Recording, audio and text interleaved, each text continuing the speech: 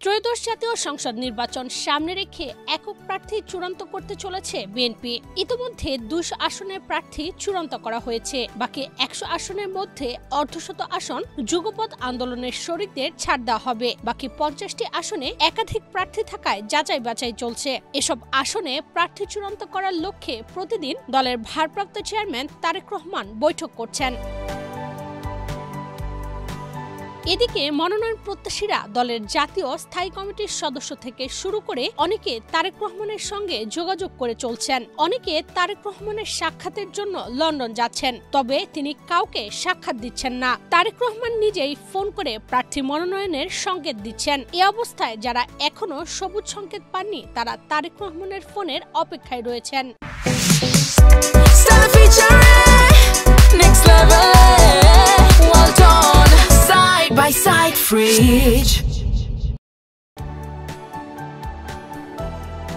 জাতীয় নির্বাচন যতই ঘনিয়ে আসছে ততই মাঠে সক্রিয় হচ্ছে বিএনপি। দলটির গুলশান কার্যালয়ে কয়েক সপ্তাহ ধরে চলছে সম্ভাব্য প্রার্থীদের নিয়ে ধারাবাহিক বৈঠক। সেসব বৈঠকে ভার্চুয়ালি অংশ নিয়েছেন তারেক রহমান। জেলা ভিত্তিক এই বৈঠকগুলোর ফলাফল অনুযায়ী এখন এক একটি আসনে একজন করে প্রার্থীকে বাছাই করা হচ্ছে। মনোনয়ন প্রত্যাশীদের সাক্ষাৎকার ও দলীয় মূল্যায়নের পর নভেম্বরের দ্বিতীয় সপ্তাহ নাগাদ ৩০০ আসনের প্রাথমিক প্রার্থী তালিকা প্রকাশ করা হবে। তবে জোটগত সমঝোতার কারণে অন্তত ৫০টি আসনে পরিবর্তন আনা হতে পারে।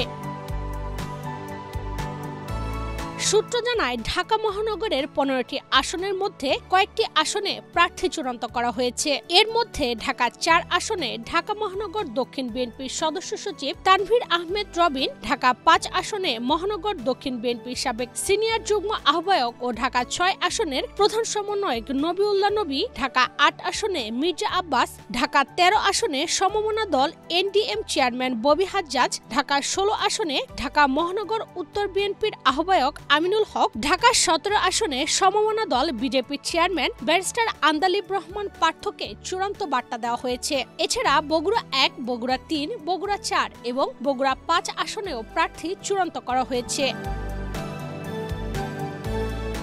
সূত্র জানিয়েছে, কুমিল্লা ১ ডক্টর খন্দকার মোশাররফ হোসেন, ঠাকুরগাঁ ১ মির্জা ফখরুল ইসলাম আলমগীর, নরসিংদী ২ ডাক্তার আব্দুল মঈন খান, সিরাজগঞ্জ ২ ইকবাল হাসান মাহমুদ, কক্সবাজার ১ সালাউদ্দিন আহমদ, ভোলা ৩ অবসরপ্রাপ্ত মেজর হাফিজউদ্দিন আহমেদ, নোয়াখালী ৩ বরকতুল্লাহ বুলু, নোয়াখালী ৪ মোহাম্মদ শাহজাহান, লক্ষ্মীপুর ৩ শহীদুদ্দিন চৌধুরী এনি, লালমনিরহাট ৩ আসাদুল হাবিব দুলু, জামালপুর ১ রশিদুজ্জামান মিল্লাত, খুলনা ৩ রাকিবুল ইসলাম বকুল, নেত্রকোনা ১ ব্যারিস্টার কায়সার কামাল, চুয়াডাঙ্গা ২ মাহমুদ হাসান খান, গাজীপুর ৫ ফজলুল হক মিলন, সিরাজগঞ্জ ৫ আমিরুল ইসলাম খান, নেত্রকোনা ৪ লুৎফুজ্জামান বাবর সহ অনেকেই পার্টির পক্ষ থেকে সবুজ সংকেত পেয়ে নির্বাচনী মাঠে কাজ শুরু করেছেন।